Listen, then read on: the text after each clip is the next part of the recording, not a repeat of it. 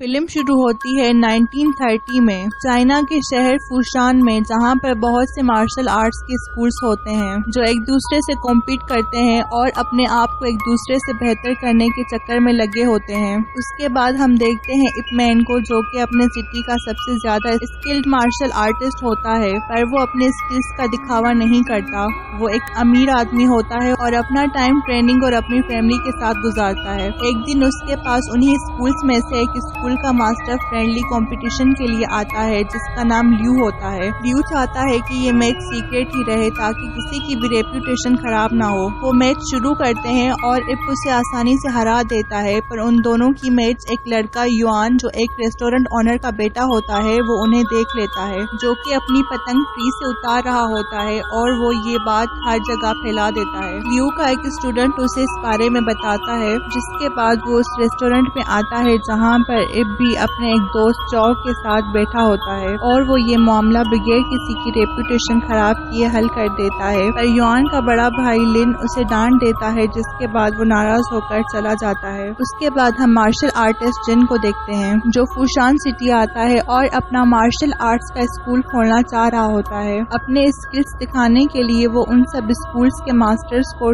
Dual fight में challenge करता है। वो पहले स्कूल के मास्टर को चैलेंज करता है और उसे आसानी से हरा देता है। ये देखकर दूसरे स्कूल का मास्टर डाडाओ से उससे मुकाबला करता है, पर जिन उसे भी एक सख्त फाइट के बाद हरा देता है। इसके बाद वो ल्यू से फाइट करता है और उसे भी हरा देता है। सबको हराने के बाद वो खुश होते हैं, क्योंकि वो सोच रहे होते हैं कि इस सिटी में उनसे कोई भी ज्यादा स्किल्ड मार्शल आर्टिस्ट नहीं है। पर उसे इप के बारे में पता चलता है, जिसे चैलेंज करने के लिए वो उसके घर आ जाता है। इप अपनी सिटी की रेप्यूटेशन बचाने के लिए उससे फाइट करता है और एक खतरनाक फाइट के बाद उसे हरा देता है, जिसके बाद इप की रेप्यूटेशन सिटी में और भी बढ़ जाती है और हर कोई उससे मार्शल आर्ट सीखना चाह रहा होता है, पर वो स्कूल खोलने पर एग्री नहीं होता। उसके बाद 1937 में चाइना और जापान के बीच सेकेंड साइनो जैपनीज वॉर शुरू हो जाती है, जिसमें बहुत से लोग मारे जाते हैं और बहुत सी फैक्ट्रीज भी तबाह हो जाती हैं, जिससे लोगों में भूख और बदहाली आ जाती है।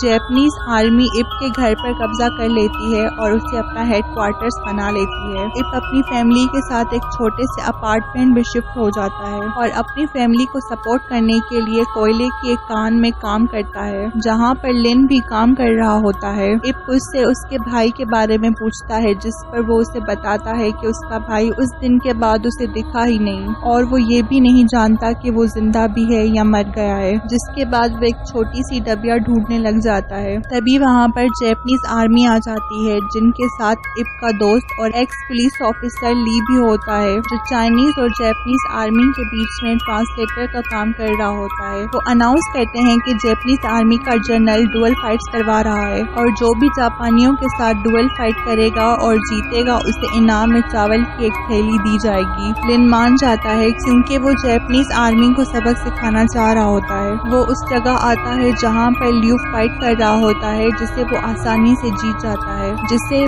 बाद में इनाम में चावल की थैली दी जाती है। उसके बाद जनरल अनाउंस करता है कि वो अकेला 3 लोगों के साथ फाइट करेगा और उन तीनों को चावल की थैलियां मिलेंगी, चाहे वो हारे या जीते। लिन, जो उसे मारना चाह रहा होता है, वो एग्री हो जाता है, जिसके बाद जनरल लिन और 2 और लोगों के साथ फाइट करता है। कुछ ही देर में बाकी 2 लोग हार मान जाते हैं, पर लिन हार नहीं मानता और वो दोनों लड़ना जारी रखते हैं। पर लिन बुरी तरह जख्मी हो जाता है और गुस्से में जनरल के मुंह पर थूक देता है, जिसके बाद जनरल गुस्से में आ जाता है और उसे मार देता है। अगले दिन इप को लिन की डिबिया मिलती है, पर उसे लिन काम पर दिखाई नहीं देता। जैपनीज वहाँ पर दोबारा आते हैं और सेम अनाउंसमेंट करते हैं, जिस पर इप वहाँ जाने पर एग्री हो जाता है, क्योंकि उसे लिन के बारे में इन्वेस्टिगेशन करनी होती है। वो वहाँ पर आता है जहाँ पर ल्यू फिर से फाइट कर रहा होता है, जिसे फाइट जीतने पर दोबारा से चावल की थैली दी जाती है। वो अकेला 3 लोगों के साथ लड़ने का कहता है, जिसके बाद उसकी 3 लोगों के साथ फाइट होती है, पर वो तीनों उस पर भारी पड़ जाते हैं और वो हार मान जाता है। जिसके बाद वो अपनी पिछली जीती हुई फाइट के इनाम में जीती हुई थैली उठाता है कि उसे एक गोली लगती है, जिससे वो मर जाता है। वो गोली कर्नल साटो ने चलाई होती है, जिस पर जनरल उस पर गुस्सा होता है और उसे आखिरी वार्निंग देता है। ये सब देखकर इप पैनिक कर जाता है और उसे लिन की मौत का भी पता चल जाता है। जिसके बाद वो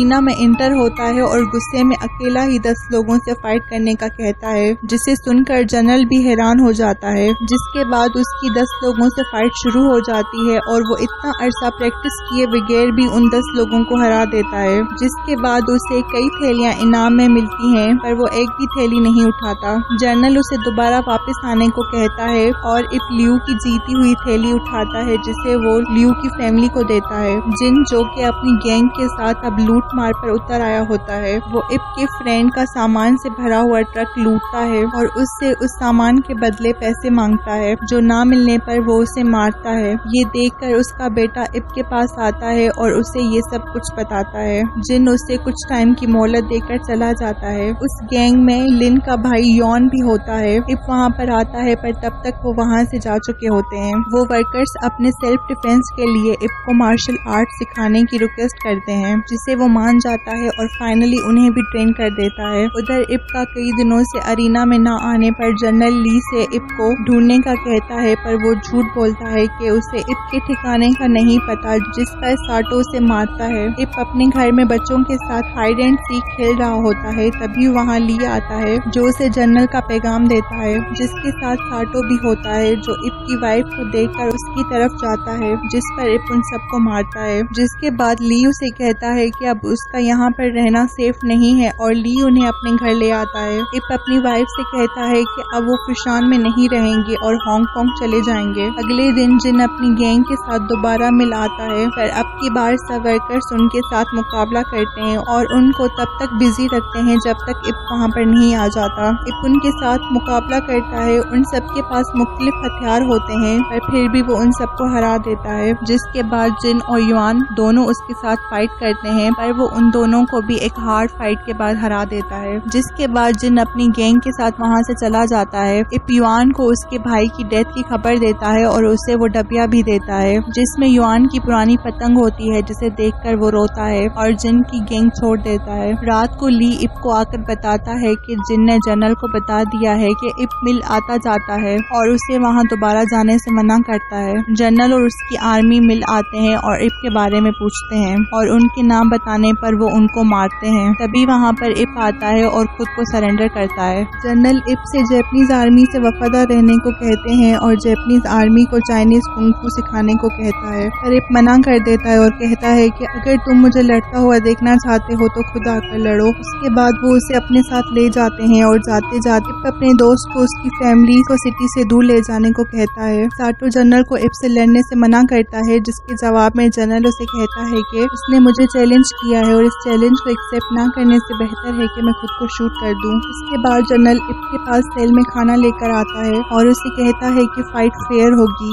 जनरल के जाते ही साटो वहां आ जाता है और उसे उस फाइट को हारने को कहता है और धमकी देता है कि अगर इप जीता तो वो उसे वहीं पर शूट कर देगा। अगले दिन उन दोनों की फाइट शुरू होती है। स्टार्टिंग में वो दोनों एक दूसरे पर भारी होते हैं, पर कुछ ही देर में इप उसे बुरी तरह से जख्मी कर देता है और जनरल को हरा देता है और वहाँ पर खड़े हुए लोग इप के जीतने पर खुश होते हैं और इप उस भीड़ में अपनी वाइफ और बेटे को देखता है, पर तभी साटो इप को शूट कर देता है, जिसके बाद वो जमीन पर गिर जाता है। ये देखकर वहाँ पर खड़े लोग जापानीज आर्मी पर धावा बोल देते हैं और ली साटो को उसकी गन से शूट कर देता है। इप सर्वाइव कर जाता है और अपने दोस्त और अपनी फैमिली के साथ फुशान शहर से चला जाता है और वो हांगकांग में अपनी नई जिंदगी की शुरुआत करते हैं, जहां वो एक मार्शल आर्ट्स का स्कूल खोलता है और बहुत से स्टूडेंट्स को कुंग-फू सिखाता है, जिनमें ब्रूस ली भी एक होता है। और इसी के साथ ये मूवी एंड हो जाती है।